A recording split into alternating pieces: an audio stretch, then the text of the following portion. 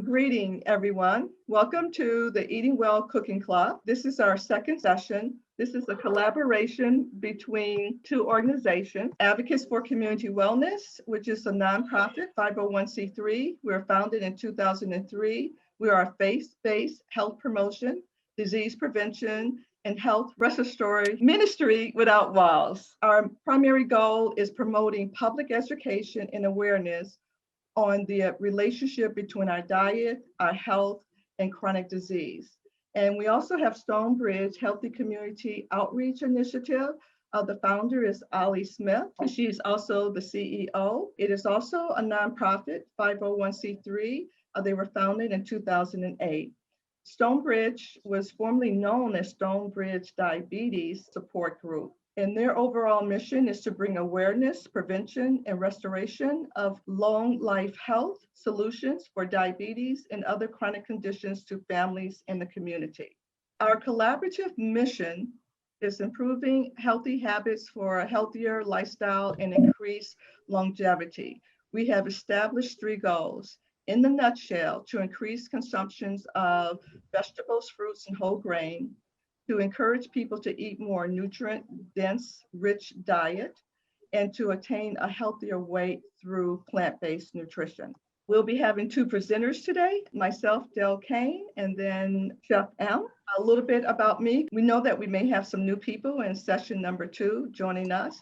I am the Director of Advocates for Community Wellness. I am also a professional nutrition specialist. I received my certification from the Professional Career Development Institute in the School of Nutrition. I'm also a certified plant-based nutrition movement cooking coach, which is based on all plant foods. It was founded by Stephen Long, cardiologist. And I'm also completed a specialized training in plant-based nutrition with T.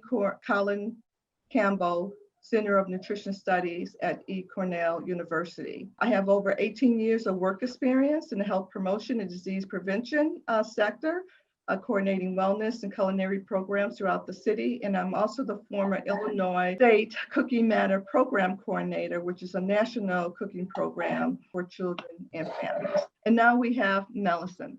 Hello, everyone. I am Millicent Walker, affectionately known as Chef M in the kitchen. I am the owner of Cooking Canvas. It is a recreational cooking school where we teach a wide variety of different aspects of cooking, but mostly for fun, but you can always learn something new. I am also the executive administrator for Stonebridge Healthy Community Outreach Initiative, and this is part of my service back to my organization. We are definitely an organization that focuses on healthy living lifestyles, and so we have collaborated with Dale's organization to bring you guys this wonderful presentation today. I have worked professionally as a chef for the last 5 years. I studied at Le Cordon Bleu in Chicago, and my driving goal is to make sure that others know that you can definitely eat amazing food without it being packaged and pre-cooked for you. So with that being said, I look forward to cooking with you all and showing you some wonderful ways to eat some great food. Okay, so to get started, we just want to share a disclaimer, waiver, and consent. The information presented here in this collaborative between the 2 partners, the nutrition and the cooking class program, is intended for educational purpose only. It's not intended to replace the advice of any medical doctor or health care professional with whom you may consult. We know that people may have some certain dietary specialized needs, and this is for educational only. We also want to acknowledge that the instructor, our presenter today, that we have shared our credentials with you and our training, our background. And also too, we just want to let you know that all our Zoom sessions are recorded. You will receive a copy of the video for review later. I failed to mention that we also have Lynette Mahone. She's also assisting us today with this presentation. She's going to be taking care of some logistics. She is the Director of Community Engagement of Advocates for Community Wellness. Hi. Hi. And so we're continuing our conversation on meal planning. We will be making a lunch, and this is our session number 2. Our learning objectives are in our meal planning is to review what is a healthy meal. A healthy meal is having 3 food groups. A balanced meal is having all 5 food groups. Our goal is to focus on choosing healthier foods during this presentation. And we also want to emphasize the best possible food for overall health and for longevity. There are 2 eating plans that we have discussed, and this is a review from last week, is the Power Plate, which is more of a plant-based food eating plan, which consists of fruit, vegetables, legumes, and vegetables. And then the Choose My Plate, which is the standard American diet, and this is formulated by the USDA, is all 4 of those food groups mentioned plus dairy. Know your options for lunch. For lunch, we want to eat like a prince. And these are just some helpful tips to create a balanced meal.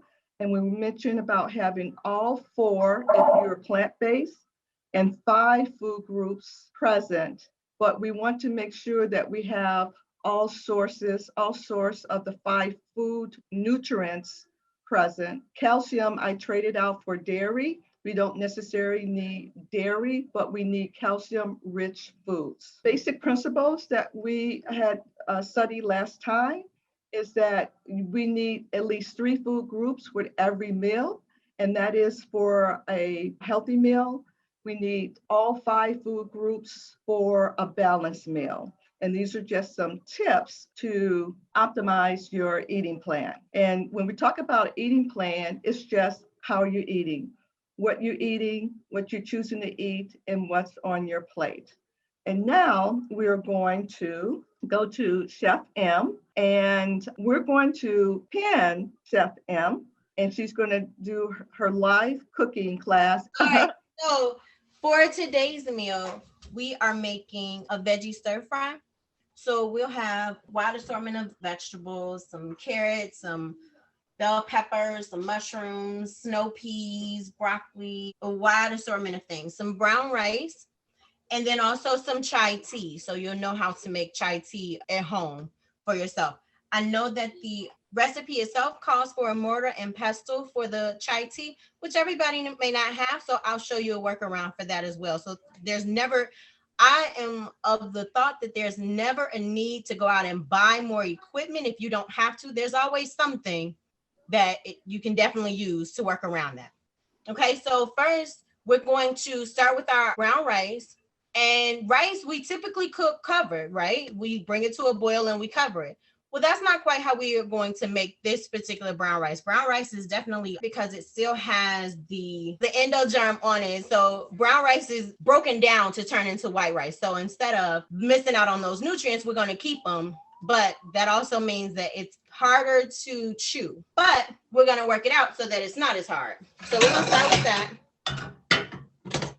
And so for this, even though we are going to start it uncovered, we're going to let it rest covered. So we need a pot with a lid. I'm gonna set it on this back burner for me. And I just want to bring my 6 quarts of water with a little salt to a boil. And you can add the salt to the water for a variety of reasons. In this particular case, we're going to add it so that it not only brings flavor, but also lowers the temperature that the water will boil. You don't want to over salt it, of course, but a nice sprinkle of salt. Okay. And so while that's cooking, we're going to start on our chai tea. And for our chai tea, it's fairly similar in terms of you need to bring the tea to boil.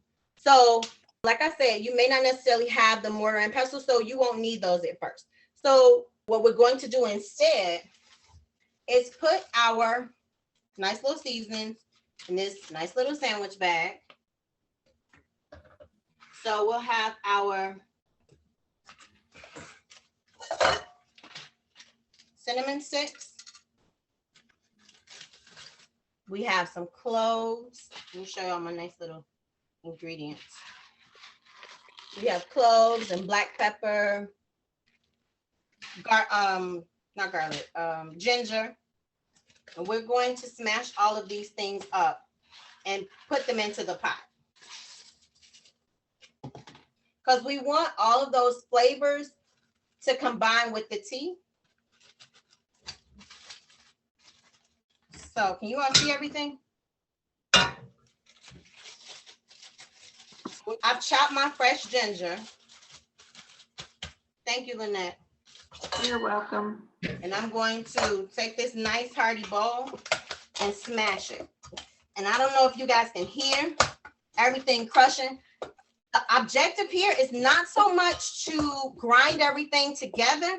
It's just to crack things up and release the flavors, which is why you could also use a coffee grinder in some cases, but you don't necessarily need to in this case.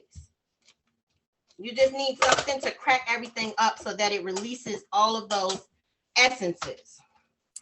And you would say, well, why can't I just use a sprinkle of black pepper and cinnamon and ginger instead of all of those flavors, instead of all of the whole parts?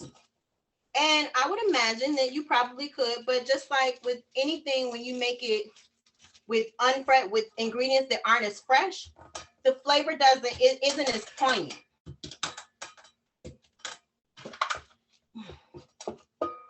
So we'll have everything all nice and cracked up. I'm going to show you what it looks like after it's mashed.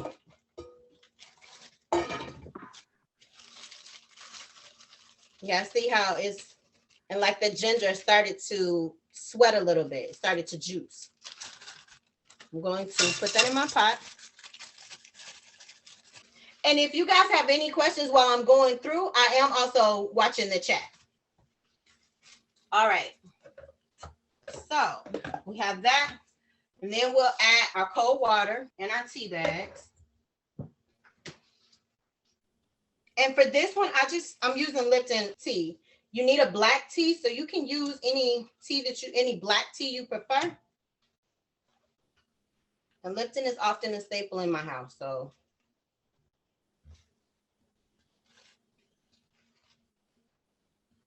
I'll put that all together.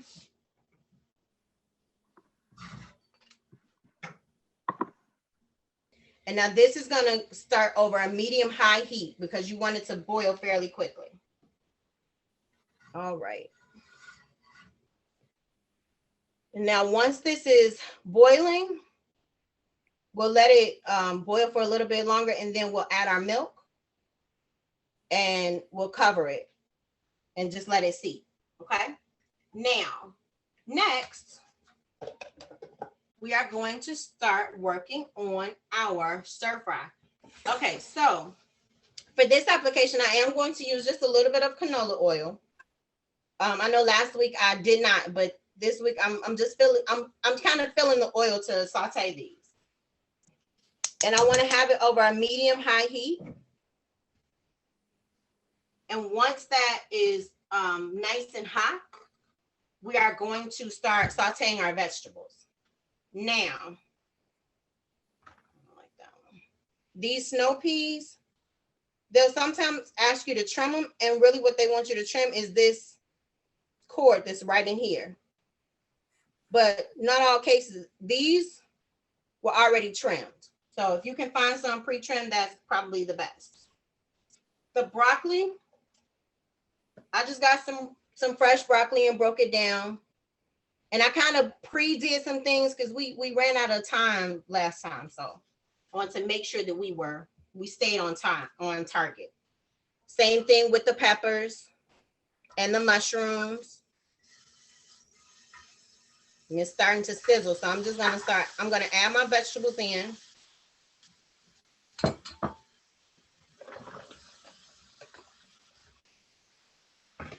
With a little bit of salt.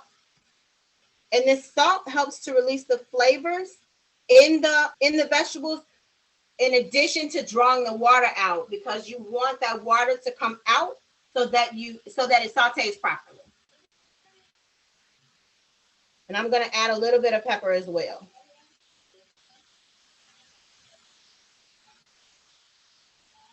Okay.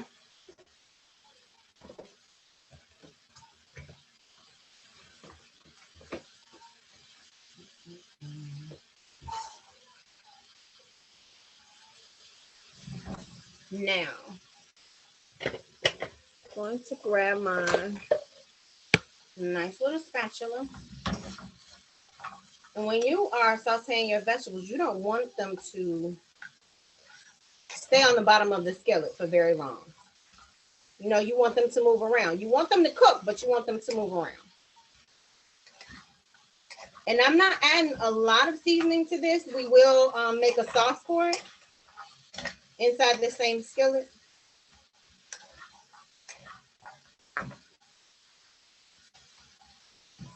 Can you hear this sizzle? And if you wanted to add other vegetables, you certainly could.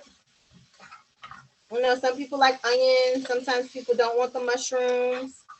You just want to make sure that you have a nice, colorful display of vegetables. All those different colors lead to an assortment of different vitamins. And you want them to cook a little bit. Not too much, but you don't want them, you still want to have a crisp with your vegetables, but you don't want them so hard that you can't chew them. You're making a saute as opposed to, not a saute, a stir fry as opposed to a crudité.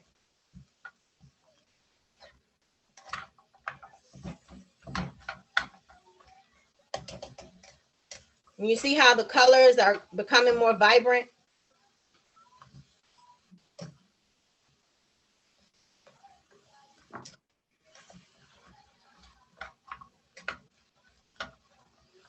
I know stir fries it's a dinner that I feed my children a lot, even though they tend to take the vegetables out. But I will not say that I am plant-based completely. So I do usually add some chicken in mine. However, sometimes I'll puree the vegetables so my children don't know that they're there, although they probably know it now because they're in the house with me. So we want to sweat those down a little bit. Now, I'm not sure if you can see, but our pot water for the brown rice is boiling. So now I'm going to add my brown rice and we're going to stir it. This is Dale.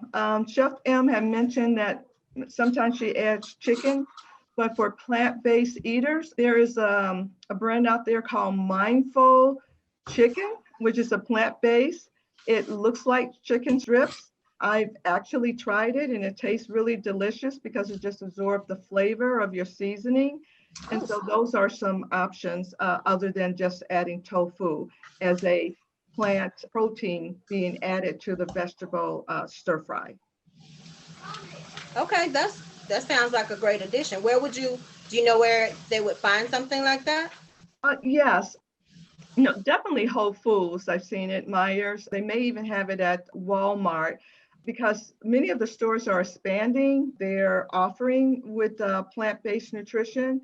And so, but Trader Joe's would probably be one. And but one thing that I have found just working in this industry, if you're going to a store and they don't have what you need, always ask for the manager and ask them to order it for you. Many times it just takes 1 or 2, 3 people. Sometimes you have to ask more than once, and the store will take it in, especially the manager, because all foods there are available, but they select foods for their market. And so they would know to order it or carry it if they feel that there's no market for it. But they will if they find that there is a market for it. Mm-hmm. And what you can do, one time my husband was looking for something and he said, I can't remember where I bought that from. I said, Google it. Just put the product name and just put, distributor. And then the grocer came up, which happened to be Myers.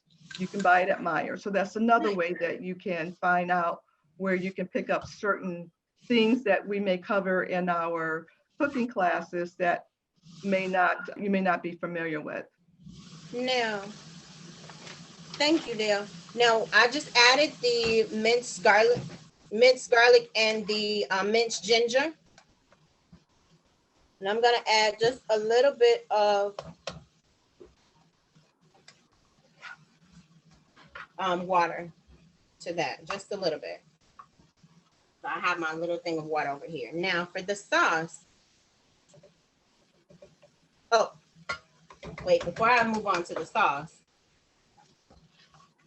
And I'm going to turn this down just a little bit. It was on a medium-high heat. I'm going to put it on a medium. So things cook a little bit slower. Now, my tea has a nice boil going right now.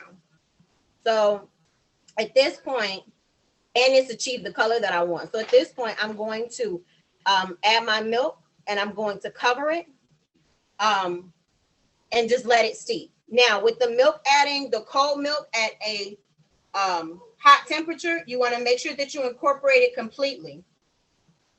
Turn off the right one. So that it doesn't curdle.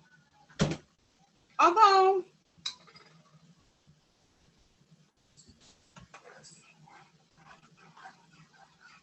and at this kind of milk, although I don't believe, correct me though, I don't think plant-based milk would curdle, right? And at this point, I also want to add my whatever sweetener you choose. Now, in this case, I'm adding some maple syrup.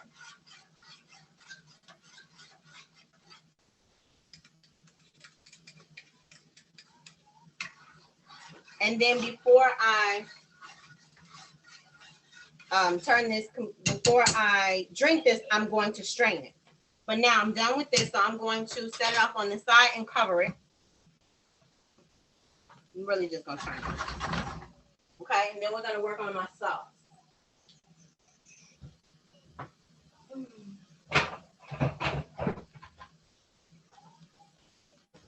Sorry, I forgot about the lid for that. Now, for this sauce, for this stir fry, we're just going to add some water, some honey. Where's my soy sauce? Soy sauce.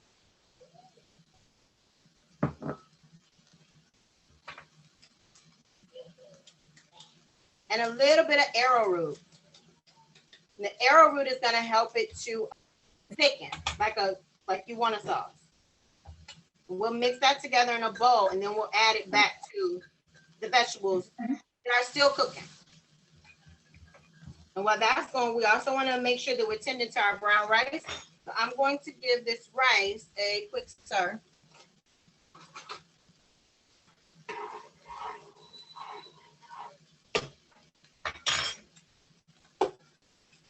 And so this is our sauce.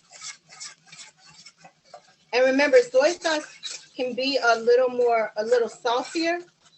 So that's another reason why we didn't add a lot of salt to this dish. And we will just add that directly onto the vegetables. Oh, I had a little spill. And saute that sauce in just so that it's coated. Mm.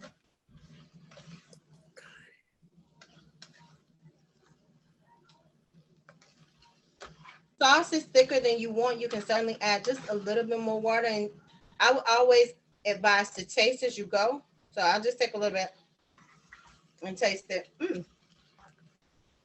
I like it.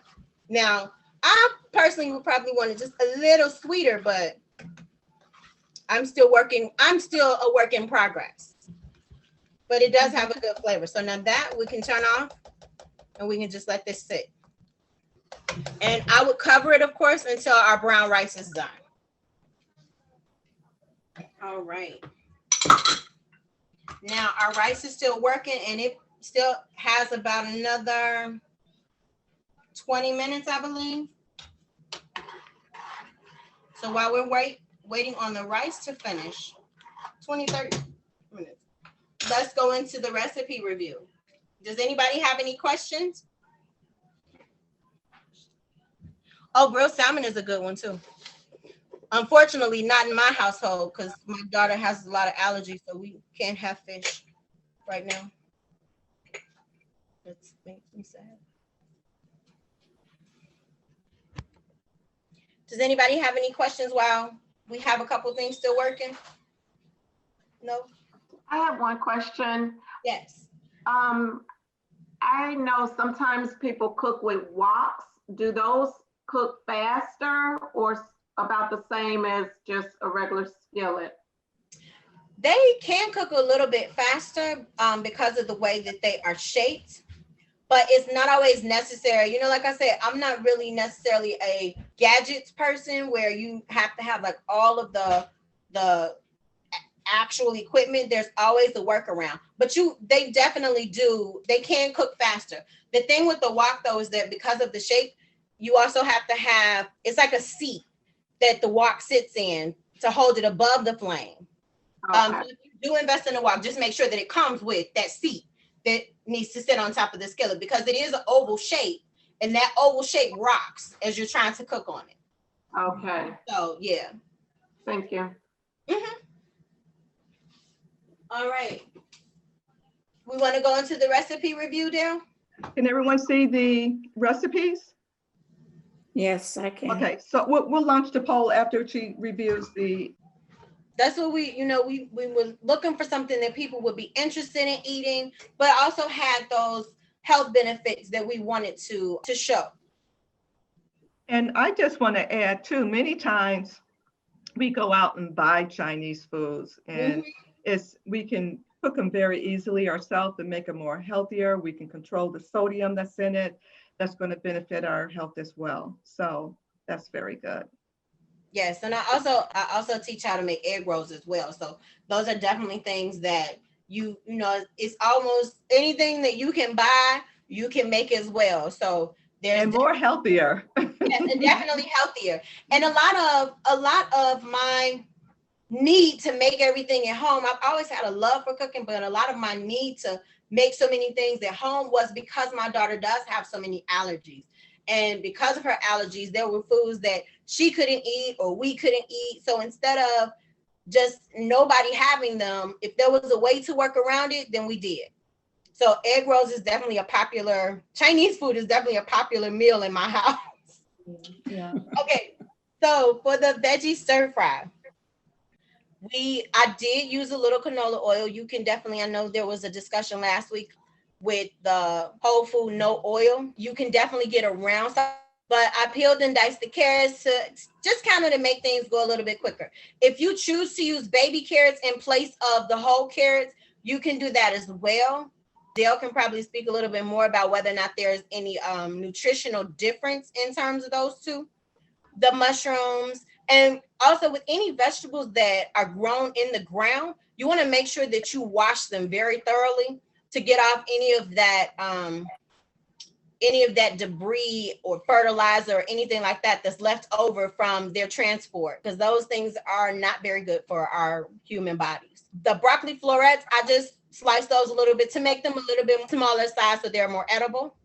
The snow peas are already a nice small size. If that's too big for you, feel free to chop them. The water chestnuts, they come already, you just drain them and they're ready to use. Baby corn, I actually was having a little bit of trouble finding baby corn, so I did not use baby corn in this recipe. And then the garlic, if you choose not to use the whole garlic that you need to mince yourself, you can find minced garlic. It usually comes in oil. I think there is a different version in water, but you can definitely substitute the garlic for garlic powder or granulated garlic, not garlic salt, because then it actually does add salt. The teaspoon of ginger, I minced the ginger root. I peeled it first, but in this particular instance, I minced the ginger and minced that and added it to the sauce. Let's see. And then for this particular recipe, it was just a little salt and a little pepper. I chose to use water instead of the vegetable broth in this instance. But if you do use the vegetable broth, be sure to watch for the amount of salt if you use one that is store-bought, because the broth and the stocks tend to be a little salt heavy. That's their preparation. The soy sauce also can be a little salty. So again, just watch for the salt content in the dish. And I sweetened it with honey, and then I thickened the sauce with arrowroot. So this preparation makes it gluten-free because the arrowroot is gluten-free. And then again, if you don't want the sweetness of the honey, kind of helps to balance out the salty of the soy sauce. So if you don't want honey per se, just find some other balance, something, something else to balance that that saltiness in the soy. And then you see, I just sauteed the vegetables, and you saute them long enough for them to soften just a little. You don't want them to be extra soft. You want them to just be, you want them to have a nice crisp, but not so crispy that you feel like you are eating them completely fresh. Although you could. And then, yeah, so we saw, and that dish is fairly quick. So if you were to, now Dale, if you were to add the chicken substitute, would you be able to add it in at the same time? Because I know, like, when I do the actual chicken, I cook that first and then do my vegetables because they don't take as long. Right. Well, the chicken normally does not, the plant-based chicken does not take long because it's plant versus animal protein. And so generally you follow the direction on the package. And from my memory, I cooked everything and then I added the chicken. But you can cook it separately as directed and then add it in, fold it in maybe the last 3-5 minutes so that it could marinate and absorb more of the flavors of the seasoning. But I add mine in after my vegetables were cooking. And then for the sauce, thank you, Dale. And then for the sauce, you see, we just combined the sauce ingredients in a separate bowl and added them back to the skillet to saute everything all together. Now, you could say, well, why can't I just add everything inside of the pot? Well, that arrowroot needs to combine with the soy sauce and the vegetable stock before it goes into the pot, just to make sure that it combines fully. Okay, now the brown rice, we are still working the brown rice. So if you were to prepare this at home, you would definitely want to start your brown rice way ahead of time so that everything can come up together. You can probably start the water if you are doing all of the chopping and things that I did beforehand, start the water beforehand. Start the water before you start washing your vegetables and chopping them up for your dish, because then that will give you the amount of time. Still have about 5 minutes on this brown rice. So this is our tea. And if you don't have cheesecloth or a fine mesh strainer like this, you can use a coffee filter or paper towel, as long as it's like a hardier paper towel and won't break on you. So I'm just going to strain it. I wouldn't normally do this over my sink, of course, but I'm just going to strain it right here and get all of my seasonings out in my tea bags.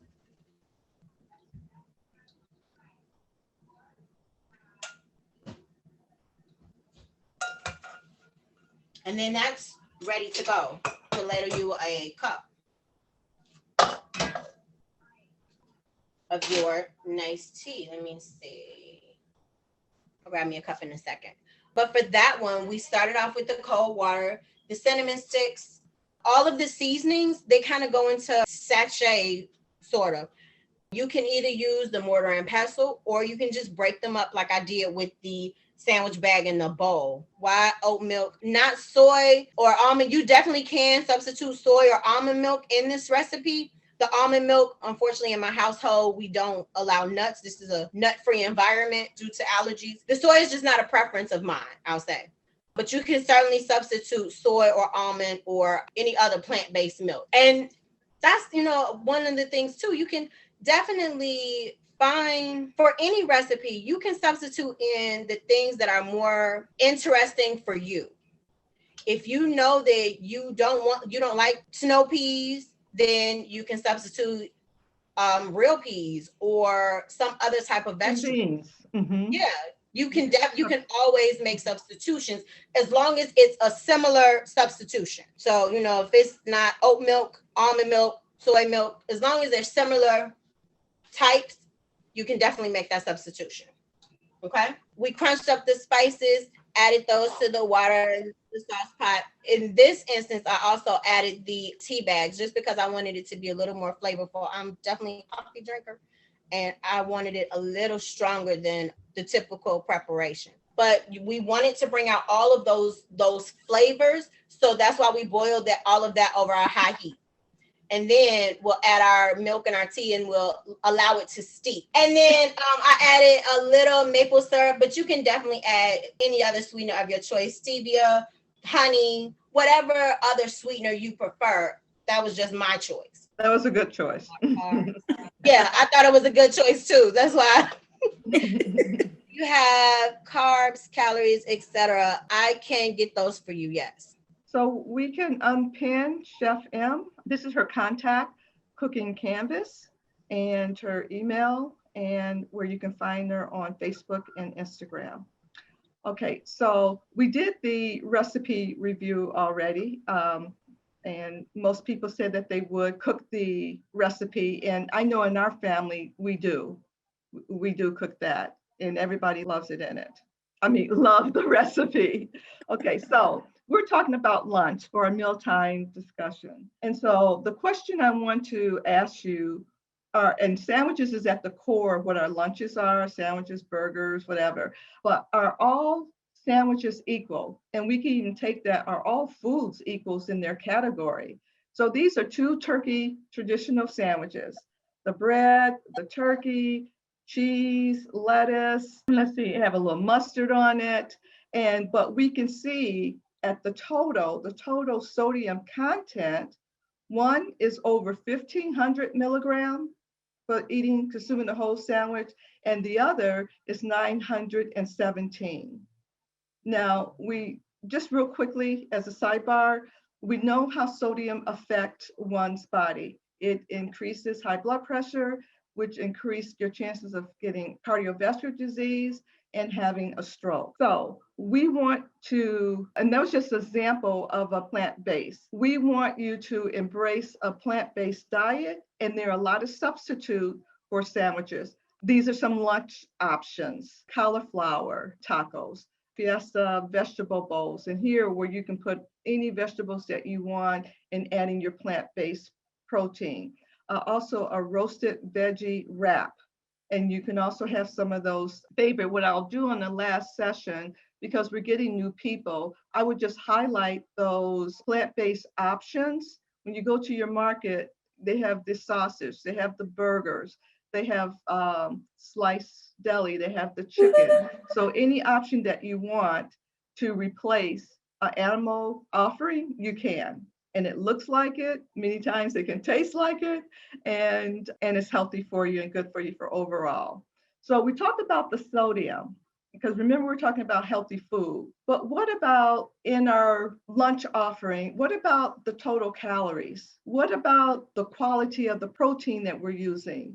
What about the total fat that we may have in our meal offering? And what about the added sugar? This first picture at the bottom on your left is called a blubber burger.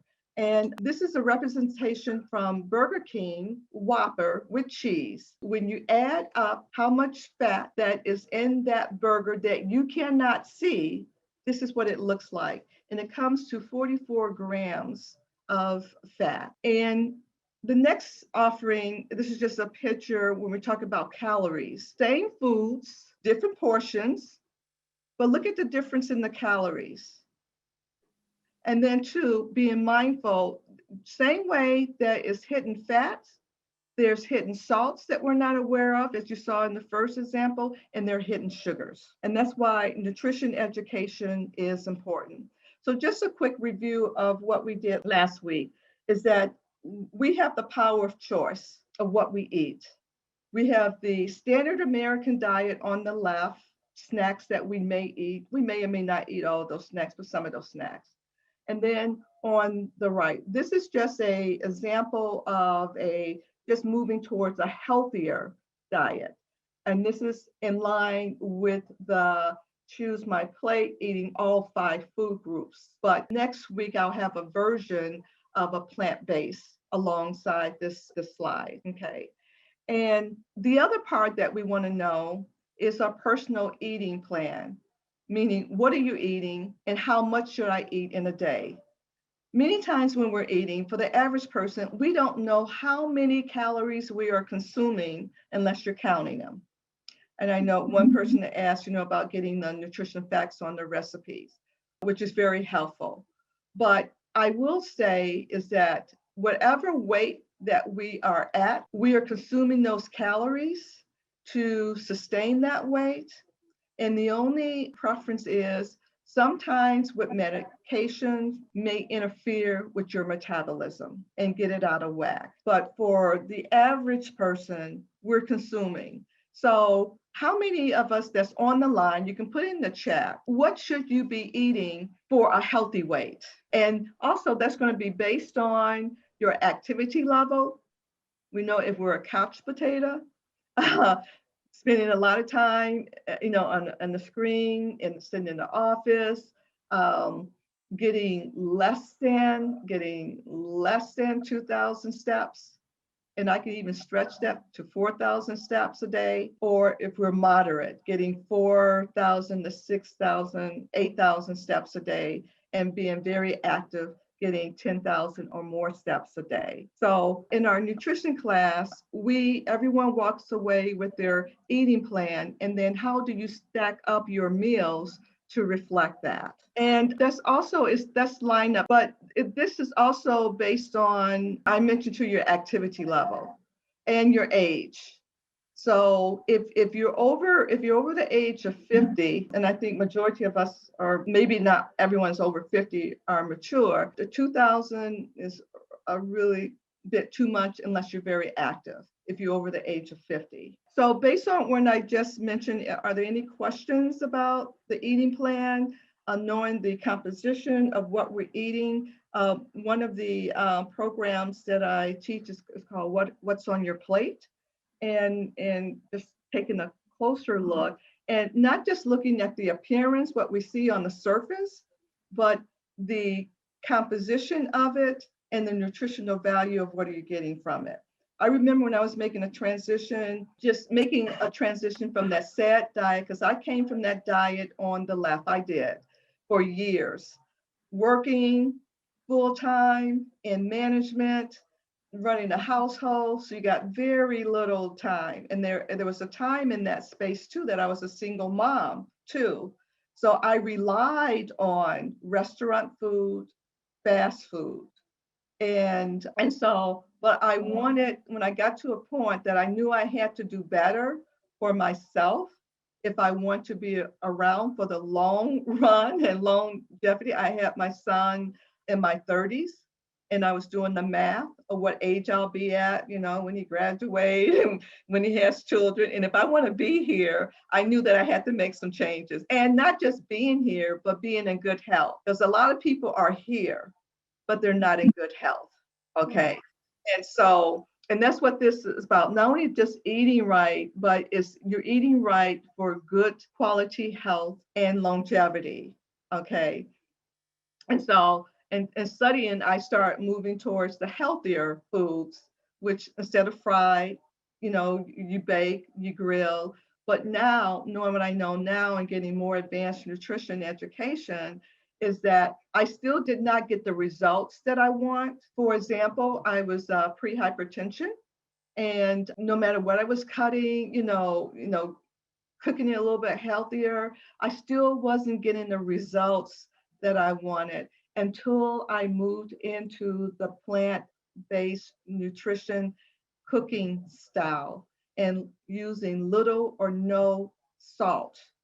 We grow up with, and we know Chef M as a chef, we know what makes food taste good. It's the salt, it's the sugar, and it's the fat and all the food additives and flavorings that food manufacturer puts in the food. Absolutely. But those are the same things that's taken its toll on our health. Would you agree with that? Any comments about that? I would absolutely agree with that. And I know, in listening to what your talk about yourself, I understand that completely. I've spent time as a single mother as well, raising the two children, and I was not always a chef. So yes, it's always easier to run to grab something from a store. Mm-hmm. But I will say I think the one difference with me is that even though I've managed and worked in restaurants and I do this full time, I don't know why I don't really like restaurants, but it is easier. It's definitely an easy and quick way out. And even as Lynette mentioned with microwavable food, while that might not be my preference, I can definitely say, yes, that's happened because life is life. Right. It does take a toll on your body, Yes. very much so. And just try to keep it to a minimum, as they used to say, as needed, okay, for those special occasions. And I did a course several times. It's called A Taste Around the World, and that was my advanced cooking class. People would go through a 6-week basic ones, just taking traditional, foods and making them healthier. And then the class wanted more, so I created A Taste Around the World. And so we went to different countries and prepared a meal. It was, chef led. But one thing that I did discover that because when you start cooking it, you start looking at, I've eaten, different cuisine, but you don't know, real the ingredients that are in it. But when I start looking those ingredients, like, hey, that's really simple. And what they do is they use their seasonings. That's what enhances the food. And even when I say, let's say something as common as a pizza. If you had a pizza and you say, oh, that's just nasty, and then you have another one that's good, it's the sauce, that makes the difference. It's the seasoning in the sauce that makes the difference, And so using those seasoning to enhance, and then we can lower the content of the sodium, which we are consuming too much. And this is just nutrition fact, that the average American, and this you can find this on the cdc.gov, and I believe even on my plate, consumes about 36, this is adult, 3,600 milligrams of sodium a day. And I do a little activity about this, 3,600 a day. And how much do the average person needs? It's 2,300 milligrams. If you are pre-hypertension, if you do have high blood pressure, if you do have cardiovascular disease, if you are diabetic, you need 1,500 milligrams a day. So, and then that's in a day, but when you look at that, how much that look like in a week? How much does that look like in a month? How much does that look like? And this is the surplus. That's the thing, is the excess in those nutrients. Those are called, all those things I put up there earlier with the fat, the sugar and salt. Yes, we do need some salt. The salt naturally occurs in all plant-based food. And when you're buying things in packaging, even like if you're making spaghetti, it has, unless you're getting a no sodium, no added sodium, but most canned foods will have some sodium in it. And then when we're cooking, we're adding more to it. So that's how we get that buildup in the excess.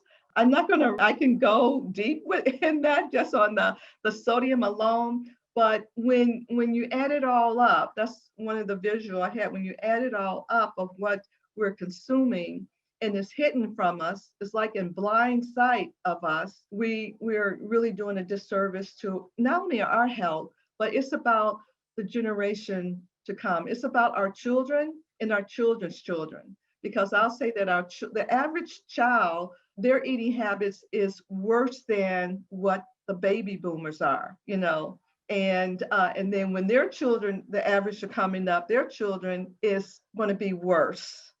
And so, and you just look at the schools, when you go around schools, and kids when they were going to school with their Cheetos, little babies with their Cheetos, with their sugar drinks and, little worms and stuff just to nourish themselves or give themselves some calories.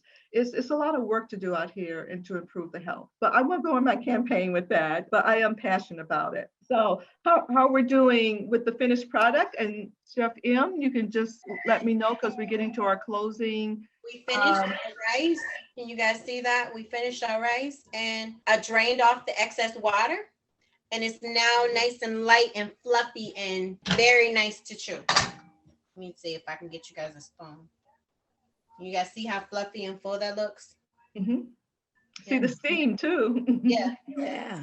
And so now we can just, if we want to plate everything real quick, I poured myself a cup of tea already.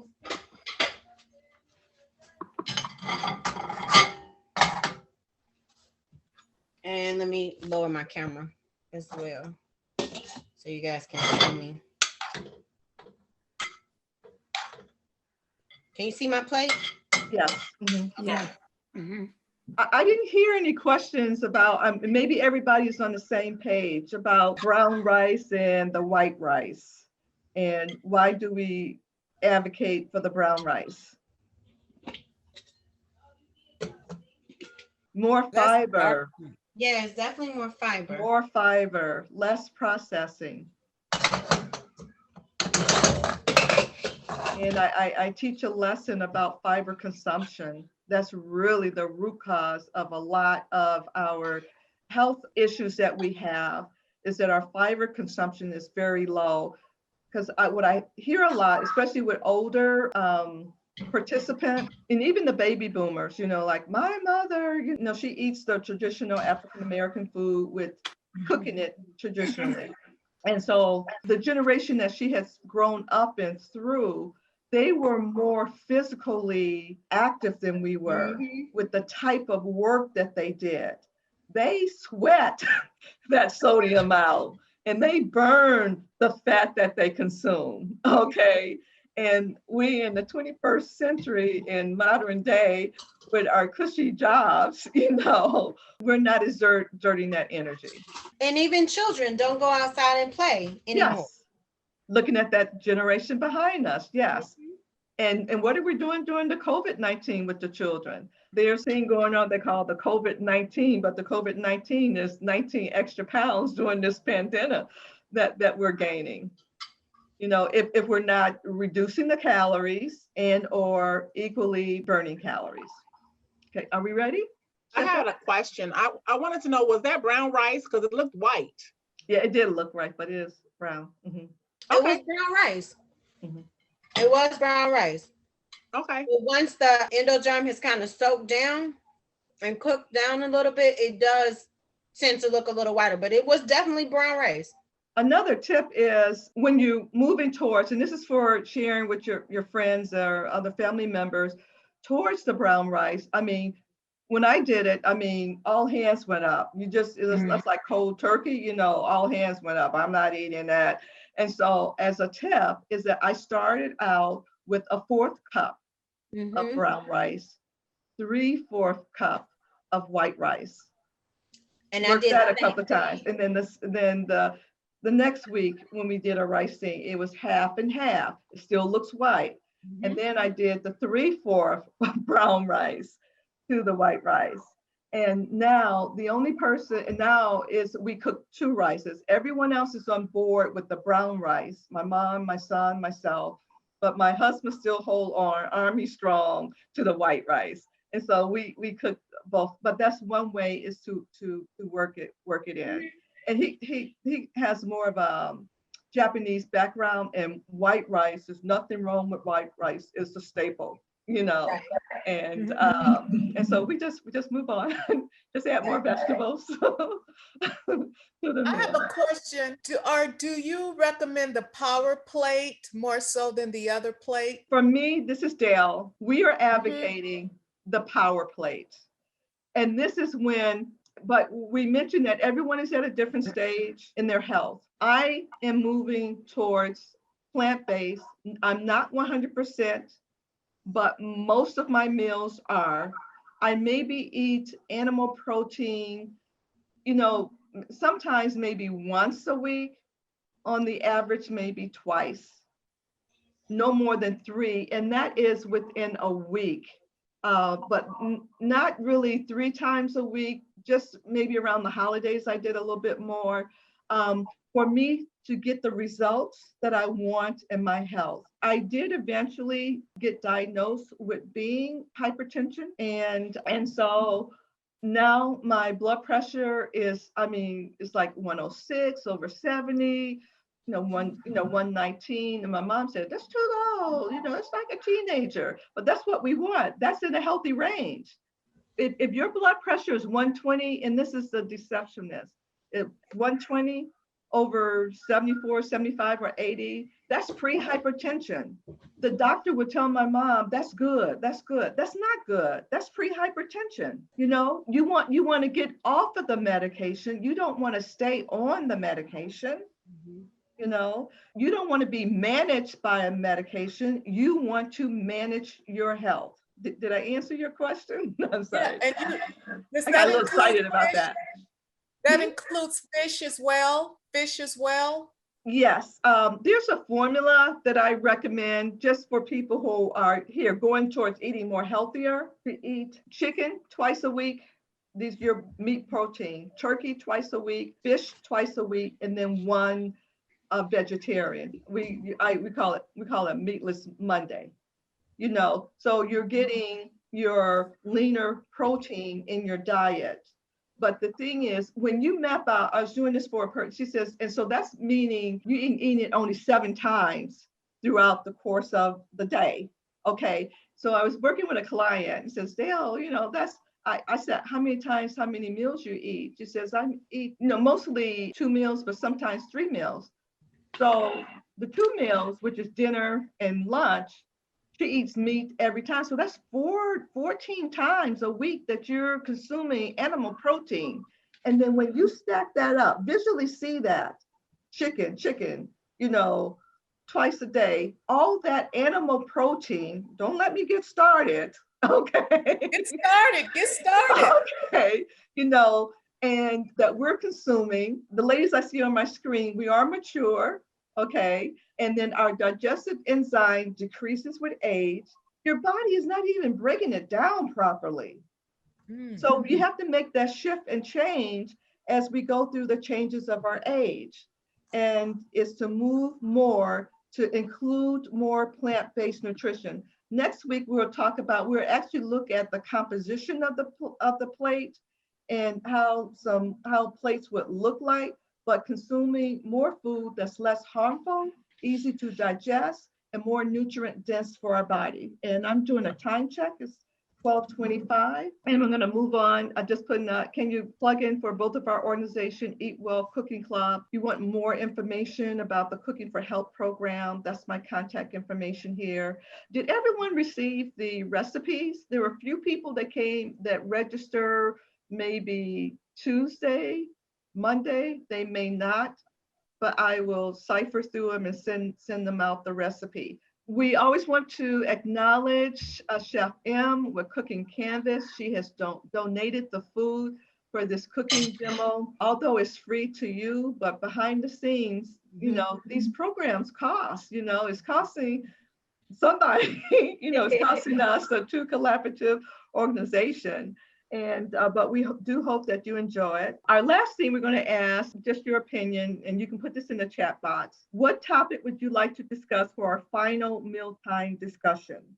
And so we want to get some feedback from you. And even if you don't get a chance to put it in the chat box, when I send you out the email, you can always respond back, and then we will select one of those. Or if there's a topic that several people were interested, we'll have that for our mealtime discussion, either something with the cooking or cooking methods Chef M could go over with us, or about nutrition and how it impacts our health. This is our program is called Eat Well Cooking Club Series for Better Health. We want you to tell a friend. We're on Wednesday at 11. Our next and final session for January is the 27th, and we will be exploring a dinner menu. This is just a little snippet. I didn't have all the pictures to put out for the full menu, but it's going to be delicious. And if you get the Constant Contact, it has the full menu on there.